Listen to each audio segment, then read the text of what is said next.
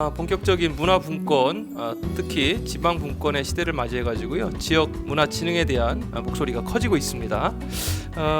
여러 도시들이 문화 도시를 준비하기 위해서 정책들을 쏟아내고 있는데요.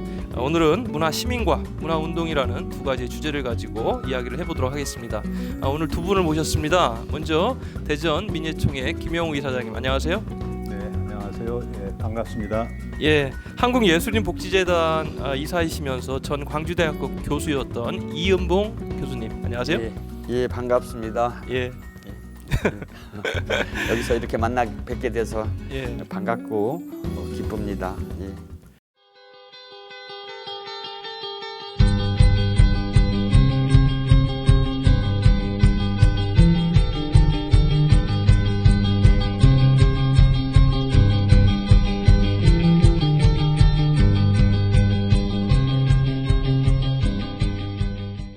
그 이사장님은 전에 한번 저희 문화공장 출연해서 좋은 예. 말씀 많이 해주셨는데, 예, 오늘 예, 두 번째입니다. 예, 시청자 여러분들 반갑습니다. 이은봉 교수님하고는 두 분이 굉장히 가까운 절친으로 제가 알고 있어요.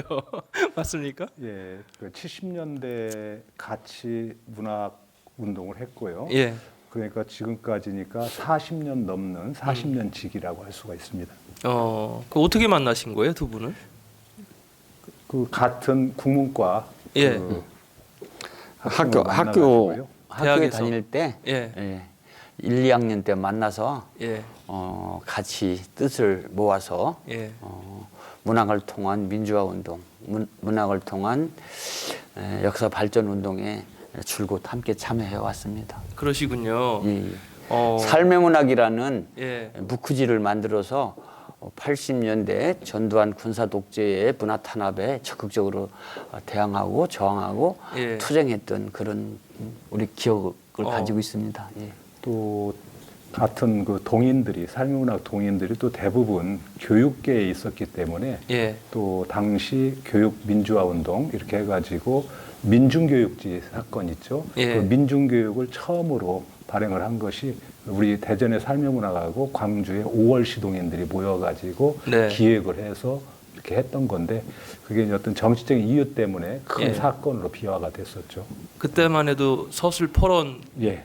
예, 군부 시대인데 두 분은 뭐 이렇게 옥고를 치르시거나 뭐 이런저런 피해를 입었는데요. 예, 뭐 김영원 선생은 그런 민주교육 사건하고 그 이후 계속되었던 그 전교조 전교협 이런 전교조 이런 일 때문에 예. 고등학교 선생하다가 중학교를 내려가기도 아하. 했고 저 같은 경우는 예. 대학에 시간 강사하다가 시간 강사 잘리기도 하고 그랬죠. 아, 예. 그런 어려움들이 있으셨군요. 뭐 이리저리 도망다니고 했던 기억이 납니다. 그러면서 두 몇 분이 수씩 40년 동안 예. 서로에게 힘이 되어 주시고, 아유, 너무 좋습니다. 그런 과정들 속에서 지금 또 우리 현재 지금 사회 현상들을 이렇게 지켜보시잖아요. 민주화된 사회라고 우리가 많이 이야기를 하는데 아직도 뭐 현재 뭐 촛불 전국이 다시 불타오르고 있어요. 조국 사태 이후에 어떠세요? 우리 사회가 잘 가고 있나요? 근데 그 방향은 정립해 가고 있다라고 이렇게 봅니다. 그러니까 저는 이제 그 최근에 이런 현상을 보면서 이제 드라마 제목으로 한다면은 여명의 눈동자다. 지금 마치 여명이 그 어둠이 새벽이 올 때 가장 어두워졌다가 네. 그것이 다시 새벽으로 오고 그때 새벽을 지키는 그 눈동자가 있듯이 지금 우리가 그동안에 이 촛불 정부에서 부분적으로 해오던 분야별로 해오던 그 적폐청산 개혁 사업이 좀 지지부진하다가 그 기득권 세력들이 총 집결해가지고 지금 마지막으로 저항하고 있는데 시민들이 감내할 수준을 넘어서는 임계치에 온 거라고 이렇게 봅니다. 그래서 오히려 그 시민들의 그 깨어있는 눈동자가 이 어둠을 이겨내는 그런 전기가 지난 토요일 날 네. 그 서울 제2기 촛불에서 보여준 거라고 보고요. 네. 그런 점에서 본다면은 변혁의 새로운 변곡점을 맞았다 이렇게 긍정적으로 보고 있습니다. 네. 200만이 모였다. 뭐 이런 기사가 떴어요. 네. 뭐 교수님. 200, 뭐 최소한 150만 원 모인 것 같은데요. 예. 어쨌든 우리 민주정부가 제2기 민주정부가 들어섰다고 하더라도 1기 민주정부를 김대중 노무현 시대라고 한다면 이제 제2기 민주정부가 들어선 것인데 아직도 기울어진 운동장에 서 있죠. 근데 이 운동장을 평평하게 만들려면 정말 혁명적인 노력이 필요하고 지금 새로운 촛불시 검찰청을 포위하는 새로운 촛불시가 기울어진 운동장을 평평하게 만드는 그런 첫걸음이라고 생각합니다. 네. 머지않아 그런 때가 올 거라고 생각하고요. 저희들은 뭐 매우 희망적으로 생각하고 있습니다. 예. 아무튼 국민의힘, 특히 시민의힘 이게 이제 저 세상을 변화시키고 특히 이제 우리가 주인이라는 그러한 권리를 다시 찾아오는 그런 거 아니겠습니까? 문화운동도 마찬가지인 것 같아요. 결국 시민들이 그 부분에 대해서 중심이 돼야 된다 이렇게 생각을 하는데 지금 지역 문화가 아직도 많이 어렵지 않습니까? 예. 이런 부분에 대해서 어떤 그 진단을 하고 계신지 지역 문화에 대해서. 예. 그러니까 박근혜 정부 출범 때 예. 그 문화 융성이라는 말을 굉장히 박근혜 대통령이 많이 하셨고 또 그간 우리 문화예술계의 오랜 수건 사업이던 문화진흥법도 제정이 됐습니다. 예, 2014년이죠. 그러나 예. 이런 구호나 이런 캐치프레이즈로 내건 문화 융성이 현실에서는 그대로 적용이 되지 않는 그런 구호에 그치는 이런 경우가 많았죠. 그리고 그때도 이제 맹점으로 지적이 됐던 게 지역문화진흥법에 그것이 강제 규정이 아니고 그냥 권장 규정일 뿐이고 그리고 무엇보다도 그걸 뒷받침하고 현실화해 줄 수 있는 지역문화 기금 조성 이런 네. 것이 뒤에 없었기 때문에 현실화되기에는 어려웠고 그런 한계가 지금까지 이어지고 있다라고 봅니다. 결국 가장 중요한 예산에 대한 부분들이 마련이 안 된 상태에서 지능과 관련된 법과 계획만 세워진 것이 문제다 이렇게 네. 보시는군요. 네. 예. 예. 지역 문화 뭐 어제 오늘 얘기는 아니거든요. 예. 우리가 삶의 문학이라는 매체를 중심으로 무크지 운동을 하던 1980년대도 지역 문학 혹은 지역 문화에 관한 뭐 활발하고 치열한 논의가 계속해서 있었습니다. 그때는 지방자치, 지역자치가 이루어지기 전이라 네. 그것과 함께 우리 문화적 지역 자치가 이루어지려면 지방 정부가 확실하게 서야 된다라는 그런 운동도 함께 했었죠.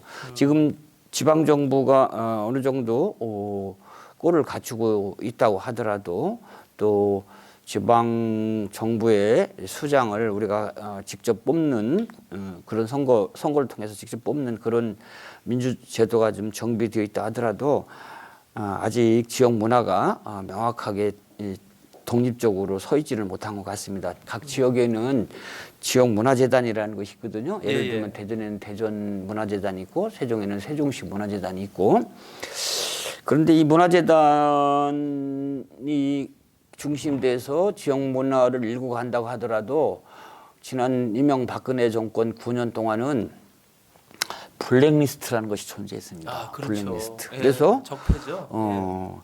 그야말로 적폐죠. 이 블랙리스트 때문에 선진적인 의식을 가지고 있는 문화예술인들이 이 지역문화재단으로부터 혜택받기가 참으로 어려웠습니다. 네. 그런데 이제 지역문화재단에서도 블랙리스트를 이렇게 벗겨내고 새로운 지원을 하기 시작해서 기초예술, 예를 들면 문학 같은 경우는 모든 문화예술의 기초 근본이 되는 것인데 네. 이 쉽게 상업화되기 어렵고 그 자본으로 하는 되게 어려운 그런 예술 중에 하나거든요. 네. 이런 기초문화에 대해서는 문화재단이라든지 기타 다른 지방 정부라든지 이런 데서 적극적인 지원을 해줘야지 가능한 것인데 우선 그런 지원을 해주려면은 예산이 확보가 돼야 되거든요. 뭐 예. 예를 들면 경기문화재단이라든지 서울문화재단 같은 경우는 아주 큰 규모의 예산을 가지고 있고 그 예산을 로 나오는 그 이자 수입만 가지고서도 네. 그 지원이 가능한데 지금 뭐 대전시 문화재단은 어떤지 잘 모르지만 이제 막 신생한 세종시 문화재단 같은 경우는 경제적으로 너무 열악해서 제대로 작가나 예. 예술가들을 지원하지 못하고 있는 것 같아요. 예. 지금 그 우리 교수님은 이제 세종에 거주하시고 예. 이제 광주에서 교수 활동 대학에 계셨잖아요. 25년. 예. 그러다 보니까 이제 세종시에 대한 그 지역 문화에 대해서 관심이 있으신 거잖아요. 예. 예. 뭐 있는 정도가 아니죠. 제 예. 고향이니까요. 예. 제가 광주에 대학 교수로 내려갈 때는 예.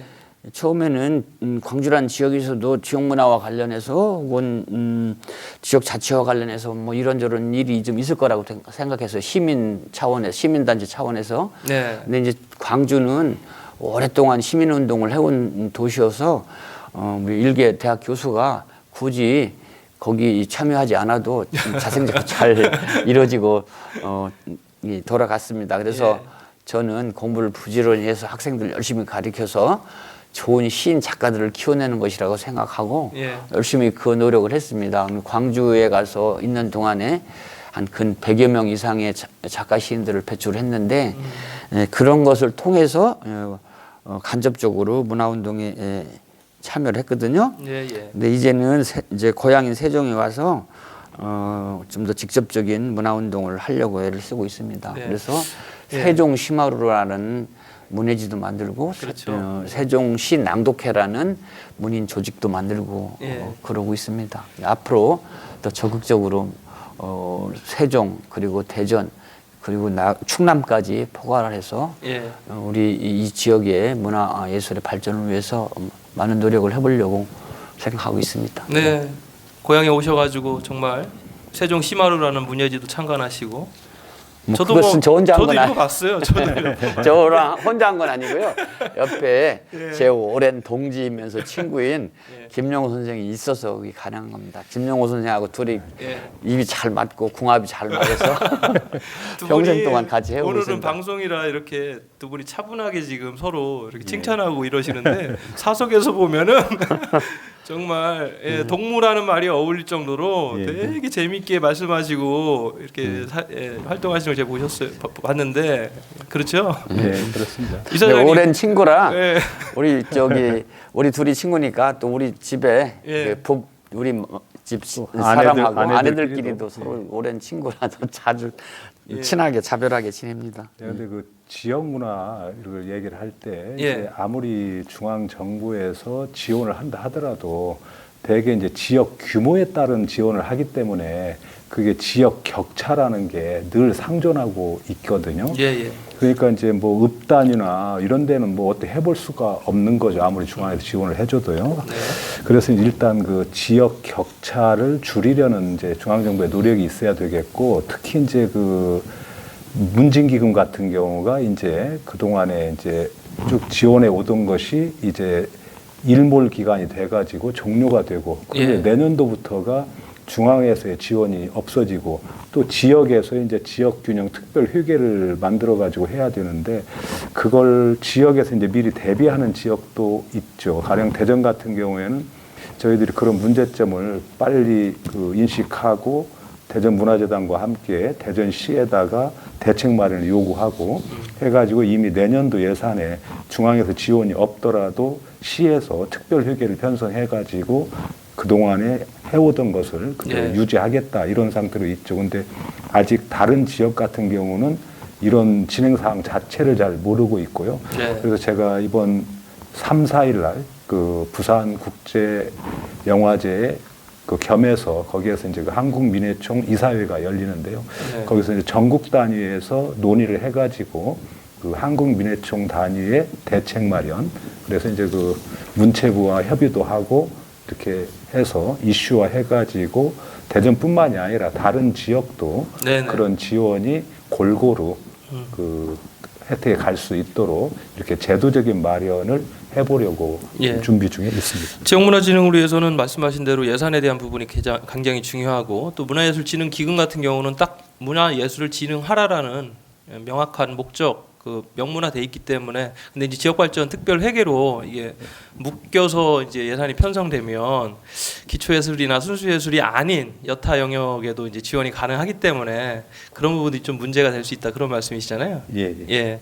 아무튼 그런 부분에서 두 분이 지금 실질적으로 지역에서 하시는 문화운동이 굉장히 큰 역할을 하시는 거예요. 정책적 역할도 하시고 특히나 이렇게 순수문학을 진흥을 위한 여러 활동들을 하시는데 시민들의 반응이 어떤가요? 이게 시민들과 함께 이게 이루어져야 시너지 효과가 발생할 텐데 예술인들은 뭐 본인 일들이니까 관심은 있는데 문화인들은 근데 일반 시민들은 이 부분에 대해서 좀 어떻게 공감을 하는지.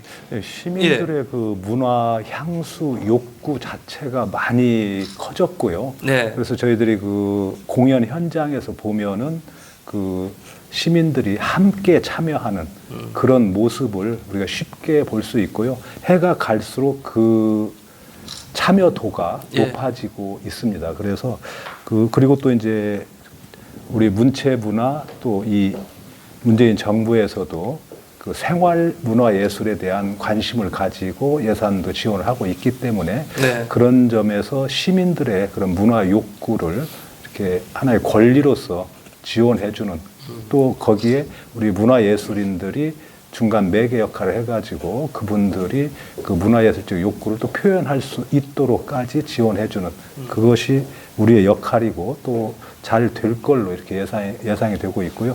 대전도 그 예술가의 집을 예. 그 시민들의 생활문화 공간으로 활용하도록 내어주려는 그런 계획이 이미 수립이 돼 있고요. 네, 그 그게 얘기도 아마 계속 내후년 있는데. 정도부터 현실화돼 가지고 진행이 될 걸로 제가 확인을 하고 있습니다. 예, 교수님 세종시 같은 경우는 이게 굉장히 도시가 빨리 성장하면서 문화 욕구는 커졌는데 인프라가 너무 부족하죠.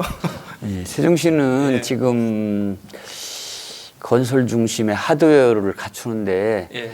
매우 바쁘거든요. 예. 그래서 그 내부의 문화적인 소프트웨어를 채우는 일에는 조금 시라든지 저 지방 정부에서 좀 소홀한 감이 있는데 예.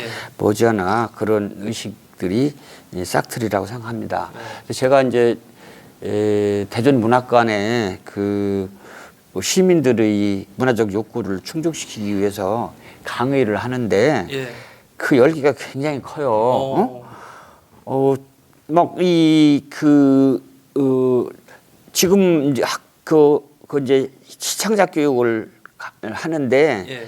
정원이 30명인데 이게 자꾸 청강생들이 계속 들어와가지고 내부에 갈등이 생겨가지고 지난 학기에는 이렇게 청강생들이 오히려 본 수강생들보다 더 많아지는 결과까지 오게 돼서 내부에 좀 갈등이 생겨서 예. 올해부터는 청강생을 안 받는다고 할 정도인데 그만큼 이제 시민들의 그 문화적 욕구가 커졌다는 거거든요. 네네. 그 시민들의 문화적 욕구 중에는 공연이나 이렇게 뭐 이런 것을 향유하는 네. 향유 차원만이 아니라 문화를 생산하고 싶어하는 그런 욕구도 굉장히 그렇죠. 강해요. 좀 더 적극적인 표현 맞습니다. 자기 표현. 그래서 단순히 시를 읽고 즐기는 차원이 아니라 직접 시를 써보고 또 시의 수준을 높이고 하는 그런 역할도 좀 해보고 싶어 하거든요. 네. 말하자면 우리 이제 문화예술 담당하는 입장에서는 심미적인 의식의 높이나 깊이 같은 것들을 심미적인 정신의 깊이나 넓이를 이렇게 만드는 것도 중요하지만 시민들이 문화적인 생산에 기능을 하고자 하는 욕구가 있기 때문에 그것을 충족시킬 줄 필요가 있거든요. 네. 단지 공연 예술만 하더라도 기타를 배우는 공부라든지 색소폰을 배우는 그런 모임들도 있지만 그런 또 색소폰 공부하는 사람들, 기타 공부하는 사람들, 기타 문예 창작하는 사람들이 또 창작집 같은 걸 내고 잡지 같은 걸 만들어서 작품을 발표하거든요. 네네. 이런 것들에 대한 그러니까 말하자면은 예술적으로 그 깊이와 넓이를 만드는 일, 그러니까 작품의 매치를 향상시키는 일도 중요하고 그걸 널리 읽는 일도 중요한데 그러는 과정에 새로운 전문 예술인들을 탄생시키는 것, 그 작가를 생산하는 것 예. 이런 것도 매우 중요하고 지금 인큐베이팅이 되는군요. 네, 지금 우리 제가 지금 강의 나가고 있는 대중문학관의 경우에는 그런 역할들이 지금 이루어지고 있습니다. 일반 시민들이 순수한 관심과 욕구를 통해 가지고 예술 작품을 이렇게 향유하고 향수하는 차원을 넘어서 질 높은 예술 작품을 생산하려고 하는 그런 욕구까지 보여주고 있다는 시민들의 욕구가 그만큼 높다라는 그런 얘기죠. 네, 두 분 말씀 들어보면 시민들의 문화적 욕구는 굉장히 커지고 있는데 이제 이런 것들을 정책적으로 좀 반영이 정책을 만들어서 좀 반영을 하고 특히나 이제 그 정책의 또 실현성을 위해서 예산이 확보되고 근데 왜 시에서는 근데 항상 문화 예산은 뒷전일까요? 아니 그래서 이제 저도 이제 내년도 예산이 이제 이달 말 다음 달 중순 정도까지 이제 확정이 되겠죠. 맞습니다. 근데 이제 그 문화체육관광국의 내년도 예산에 대해서 그 문체부하고 같이 협의를 해봤습니다. 근데 이제 그래서 제가 거기서 제일 먼저 따졌던 게 우리 시장님하고 우리 문화예술단체들하고 그 서약서를 맺은 적이 협약서를 맺은 적이 있습니다. 네. 그 후보 시절에. 네, 그래서 이제 그 대전시 전체 예산 중에 5%를 문화예술 부분에 투자하기로 이렇게 이제 임기 동안에 그 완성하기로 이제 협약서를 썼죠. 그래서 저는 항상 그걸 진행 진도를 제가 확인을 합니다. 체크를 계속 하시는군요. 네, 그래서 이제 2019년도는 이제 2.8%입니다. 그러니까 그게 체육이나 관광 쪽은 빼고요. 왜냐하면 체육이나 이런 데는 뭐 건물 하나만 들어가도 뭐 예산이 어마어마하니까요. 그래서 이제 그걸 빼고 순수하게 문화예술 쪽만 했을 때 금년에 2.8% 그러니까 전국적으로 봐도 낮은 편은 아니고 높은 편에 해당이 됩니다.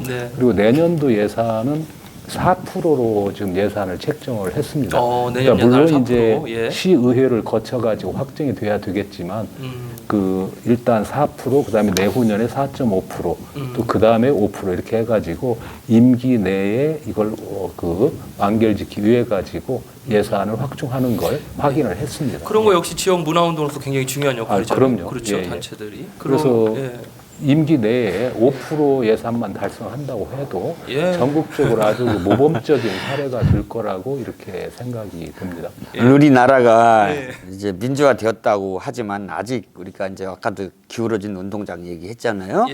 근데 제대로 명실공히 민주화가 된 다음에 우리가 해야 할 일은 삶의 질을 높이는 일입니다. 그렇습니다. 그렇잖아요.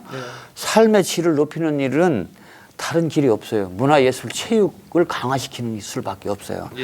근데 이제 체육은 조금 이렇게 옆으로 좀 돌려놓고 이제 문화예술 쪽만 놓고 보더라도 이게 문화예술, 체육까지 포함해서 전체 예산의 10% 정도는 돼야지 이것이 삶의 질을 높이는데 실질적인 기여를 하거든요. 아직까지는 삶의 질을 향상시키는데 문화예술 예산이 아주 적극적으로 기여하고 있지는 못하지 않는가 이런 생각을 하게 됩니다. 그래서 복지 관련돼 가지고 예산은 계속 늘어나는데 아무래도 이제 복지 수요라든가 또 뭐 아무 정치 영역에서는 또 뭔가 선심성 뭐라 이렇게 좀 표가 될 수 있는 그런 정책에 저는 이제 그런 생각을 해요. 문화예술인들이나 이런 좀 핵심적인 부분에서 좀 그런 행위도 좀 필요하지 않는가. 그게 문화운동의 또 연속선상 아닌가요?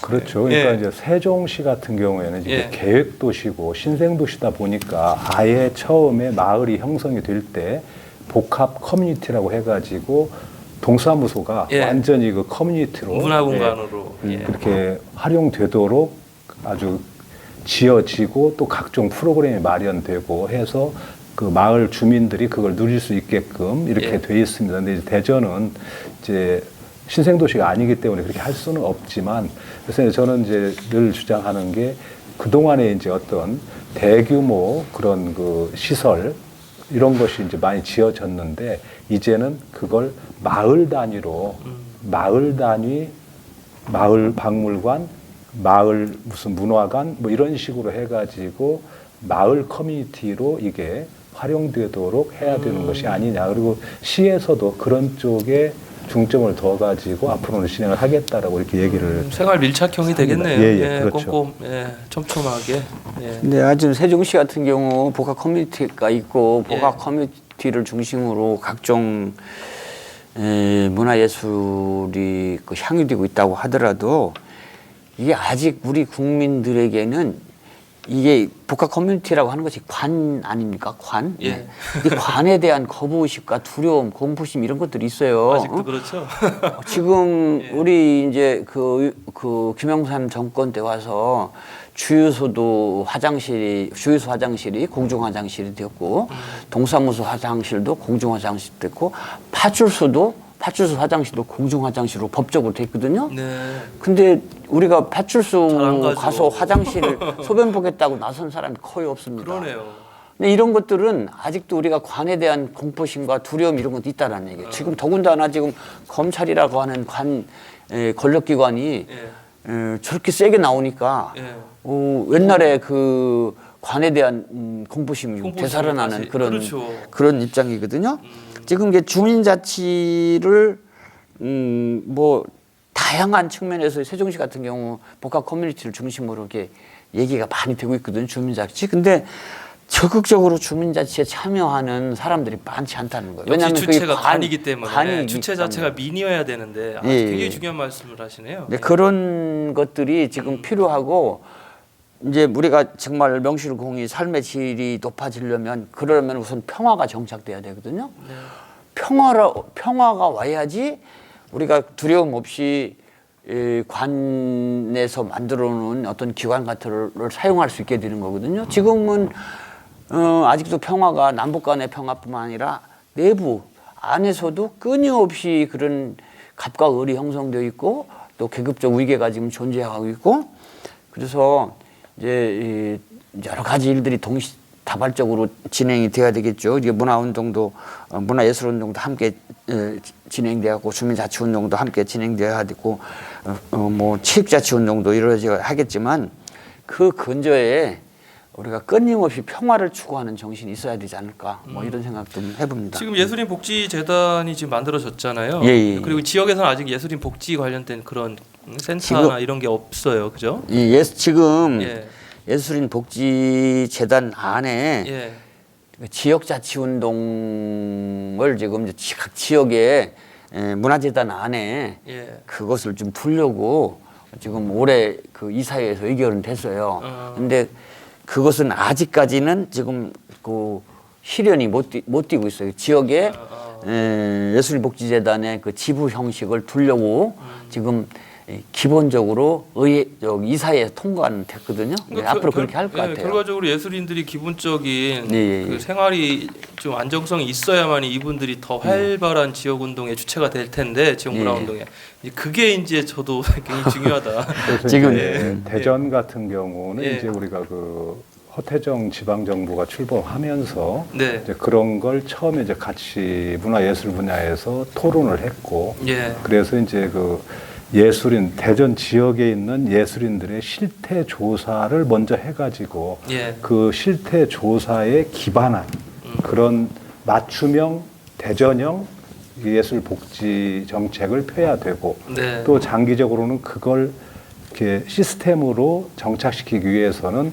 예술 복지 센터를 건립을 해야 된다 해서 그게 뭐 그 허태정 이 지방정부 임기 동안에 출범을 할 수 있도록 지금 이제 준비는 준비를 하고 있고요. 그렇군요. 그래서 예술 센터를 예. 만들겠다라는 게 그 공약 사업에 들어가 있습니다. 대전 같은 경우는 문화재단 내에 이제 그런 센터가 예. 이제 예, 만들어지고 그리고 이제 예. 문화재단도 이제 앞으로 조직 개편을 할 때 예. 그 문화재단에서 적극적으로 예술인 복지를 지원하는 그런 팀을 구성을 해가지고 이렇게 정기적으로 지원을 하는 걸 그래서 근데 이게 문제가 뭐냐면 예술인들 스스로가 그것을 예술이라는 자각을 가지고 우리가 사회에서 시혜가 아니라 예술인들의 권리로서 네. 그런 걸 누려야 된다라는 인식도 예술인들의 그런 자각도 필요합니다.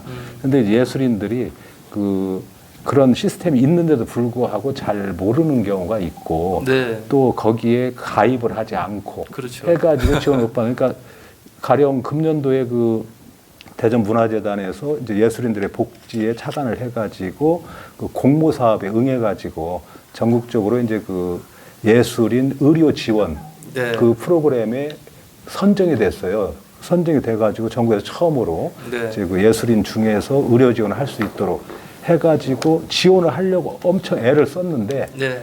거기에 해당하는 사람들이 그런 어떤 예술인으로 등록을 해놓지 않아가지고 어허. 그 등록 기간이 하는데 절차가 좀 진행되는 그 경과되는 기간하고 예. 이 돈을 써야 되는 기간하고 안 맞아가지고 예. 결국은 지원을 하고자 했는데 지원을 못하고 반납해야 되는 이런 사정이 있었습니다. 그래서 이제 그래서 그런 걸 겪으면서 더 그 예술인들의 그런 어떤 그 등록 사업이라든가 이런 것까지도 체계적으로 관리하고 지원해주는 그래서 예술인 복지센터가 시급하고 그것이 나오기 전까지는 문화재단에서 아예 이렇게 네네. 선도적으로 이렇게 나와서 그런 시스템을 만들어 가지고 지원을 하려고 이렇게 준비를 하고 있고 조만간에 조직 개편이 될 걸로 이렇게 예상이 되고 있습니다. 교수님 한국예술인복지재단 이사시잖아요. 예, 예. 예, 이건 중앙재단이죠. 그렇죠. 예. 어떻게 여기 예산 많아요? 복지라고 아니 그 하면 얘기를 예산이 좀 중요한 것 같아서. 하고 싶었는데 예. 예술인 복지재단이 예. 이제 제대로 그 가동이 되기 시작한 것은 생긴 것은 이명박 때 시작해서 박근혜 정부 때 좀 이명박 정부 때 시작해서 박근혜 정부 때 이제 틀이 만들어졌는데 예. 예산이 제대로 이렇게 좀 확보가 돼서 예. 적극적으로 활동하기 시작한 것은 지금 문재인 정부 들어와서부터인 것 같아요. 아 이전에는 네. 형식적이었네요. 아직 예산도 부족하고 뭘 할 것인가 예. 예술인 복지재단에서 해야 할 업무도 지금 이게 설정이 안 되고 블랙리스트는 잘 만들었는데 왜 이런 거 못하는 그래서 이제 지금 그걸 하고 있는데 예. 우선 예술이 그 예산이 부족하고 또 예술인을 지원하는 단체가 또 다른 단체도 있잖아요. 복지재단 외에 예. 뭐 옛날 문화진흥원 한국문화예술위원회. 한국문화예술위원회 같은 것들이 있어서 예. 역할이 서로 겹치지 않는 그런 한에서 또 해야 되고 또 예술 단체 혹은 예술과 관련된 어떤 영화라든지 연극이라든지 이런 데서 갑을 관계가 형성되고 거기서 불이익을 당하는 일들이 많고 아직도 많은 것 같아요. 예, 예, 그래서 출연료 제대로 못 받는 사람이 있고 예. 그런 것들도 지금 조사를 해서 예. 또 그 출연료를 받을 수 있도록 그 역할을 해주고 있는데요. 그뿐만 아니라 이제 예술 작품을 이렇게 기획을 가지고 있어도 그걸 생산할 그 예술 작품을 만들 수 있는 그런 기본 돈이 자금이 부족한 사람 같은 경우는 그런 창작 지원금 같은 것들도 하거든요. 이제 문화예술위원회에서는 그렇게 창작 지원을 하게 되면 작품을 제출해서 그 지원금이 제대로 쓰였다라는 것을 이렇게 이제 증빙하게 돼 있는데 여기서는 그냥 어떤 기획만 있으면은 근데 이제 이 모든 예술인들한테 다 혜택을 주는 건 아니고요. 네. 예, 지금 우리나라 국민들이 경제 수준을 12등급으로 나눴나요? 예, 예. 예, 그 등급에 따라서 이렇게 주는 것으로 알고 있어요. 그 연 소득에 따라서 대비해서 주는 것으로 알고 있거든요. 네. 그래서 우리 김용호 선생님 같은 경우는 받고 싶어도 못 받습니다. 아니 근데 이제 문화예술위원회에서 그 동안에 이제 가령 지역의 대표 축제 뭐 이런 걸 이제 선정을 해가지고 지원을 했어요. 예. 가령 그래서 우리도 그 인디 음악 축전이 대전의 대표 축제로 선정이 돼가지고 문화예술위원회에서 지원금을 받았습니다. 그런데 네. 그게 금년도로 일몰이 되고요, 종료가 되고 내년도부터는 없어요. 그러니까 문화예술위원회 자체가 그런 예산이 줄어들었어요.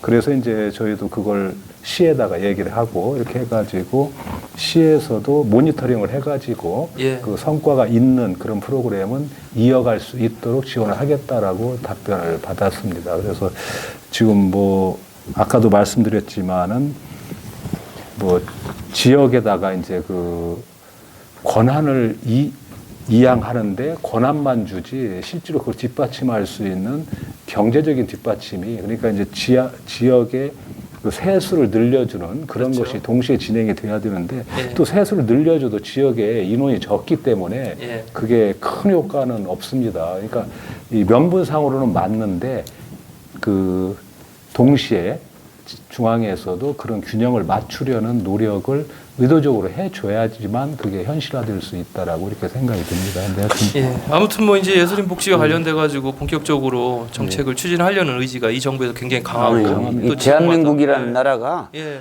어쨌든 이 세계 지도를 펴놓고 보면 정말 앞을 향해서 뚜벅뚜벅 걸어가는 나라거든요. 예. 이게 예술인 복지재단이 있는 나라가 그렇게 많지 않아요. 어허. 예.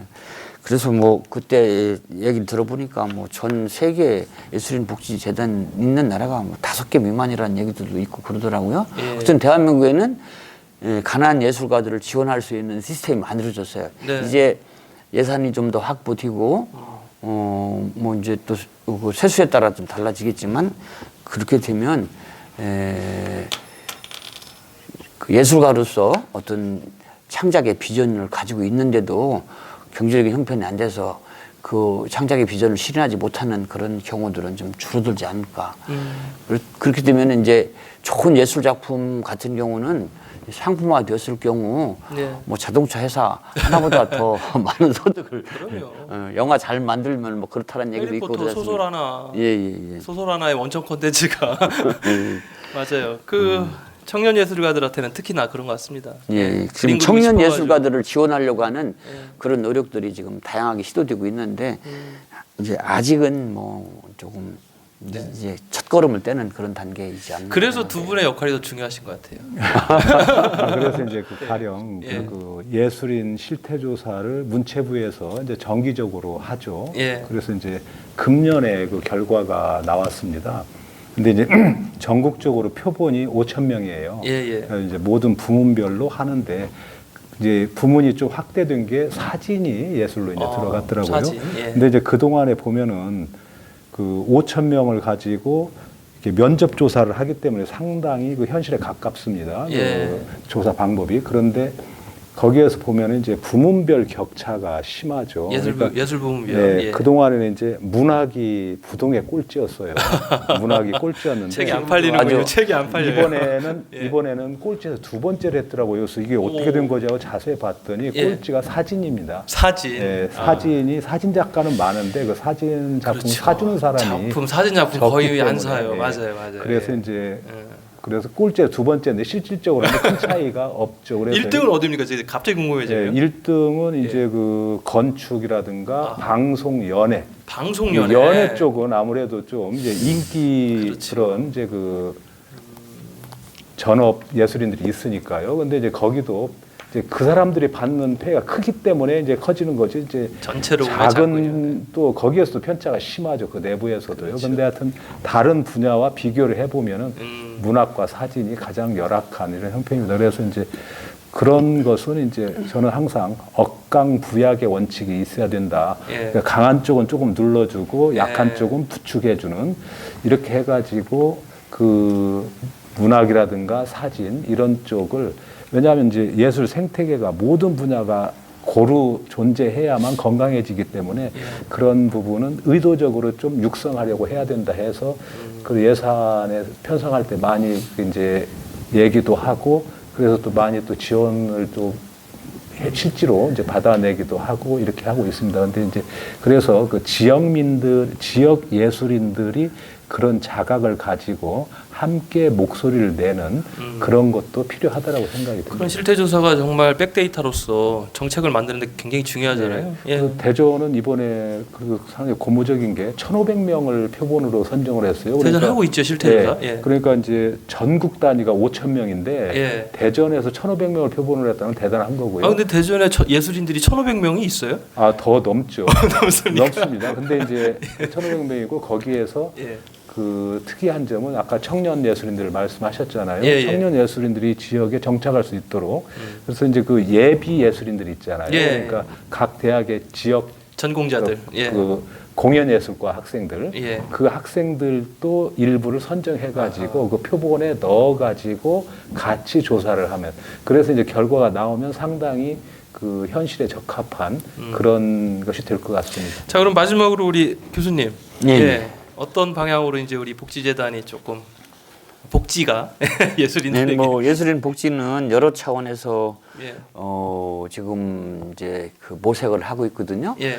지금 이제 예술인 복지재단은 지금에 와서야 무엇을 할 것인가, 예. 예술인 복지재단이 역할이 무엇인가가 이제 좀 탐색이 끝난 그런 단계 같아요. 예. 그래서 이제 예술인 복지재단도 각 그 내부의 그 뭐랄까 전공 분야라고 할까요?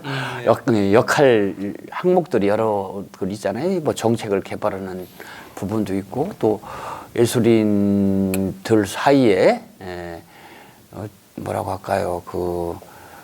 이렇게 억압하거나 핍박하지 않는 서로 그 조화와 상생을 이루는 그런 부분들도 있고, 그래서 지금 세부 분과가 나눠져서 예. 분과에서 이제 할 일이 뭐냐 이걸 지금 논의하는 단계입니다. 그래서 저희 그런 탐색이 올해 정도에 끝내고 나면 내년부터는 좀 더 구체적인 그 예술복지재단에서 해야 할 역할들이 이제 마련되지 않을까 이런 생각을 합니다. 뭐 블랙리스트 같은 것들도 이제 논의가 되지만 그 안에 내부에 이제 여러 분과가 한 8개 분과가 만들어져서 예. 다 예술인의 그 이사들이 그 분과에 소속돼 있고 각 분과에서 또 의원들을 뽑아가지고 이제는 무엇을 할 것인가 무엇을 해야 뭘 지금 하고 있는가를 점검하고 있는 그런 단계라고 봐서 예술인 복지재단은 이제 막 출발한다라고 보면 될 것 같아요. 예.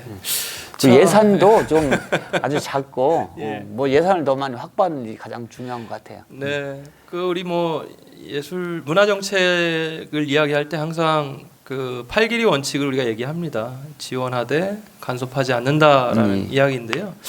또 공적 자금이 쓰여지다 보니까 잘 쓰여지는지를 또 들여다보지 않는 것도 참 어려운 일인데 그만큼 문화 예술 정책이 좀 어렵다라는 얘기입니다.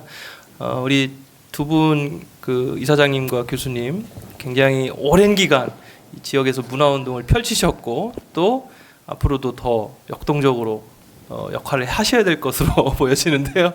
나와주셔서 너무 감사드리고 대전과 세종이라는 그 두 지역의 상호 또 상생과 시너지 효과를 얻어서 함께 또 발전했으면 하는 그런 바람입니다. 두 분 나와주셔서 너무너무 감사합니다. 예. 네, 오늘 문화공약 감사합니다. 마치겠습니다. 고맙습니다. 네, 감사합니다.